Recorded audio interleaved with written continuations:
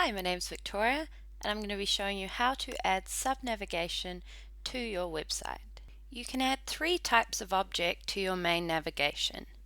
Pages, for example a home or an about page. You can add links that will redirect you to other websites, or you can have parent menu items.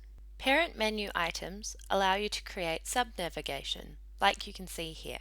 Parent menu items create headings so you can add pages beneath them there. You can see here I've created separate pages for family, engagement and wedding, and they're all grouped under the parent menu item portfolio. It's important to note that you cannot add a subnavigation to a page. You can only add them to the heading created by the parent menu item here. So if you go to website and website pages, you will get the list of all the pages you have on your website. Now if you want to create subnavigation, click on the Add Parent Menu Item button and give the subnavigation a title. For this example, I'm going to be calling it Portfolio. Click Save and Update, and the parent menu has been created. Click Continue.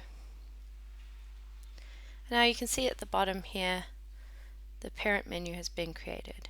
To add pages to the parent menu, click on the page that you want to add and drag it down until you see the red line there and release it. And you can see a small arrow has appeared and the page is now under Portfolio. I'm just going to drag a couple more into there.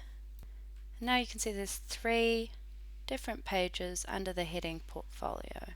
You can also change the order of the pages by dragging and dropping them like that.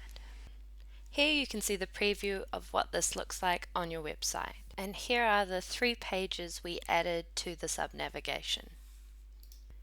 Thanks for watching, and if you have any questions, send us an email at techsupport@queensberry.com.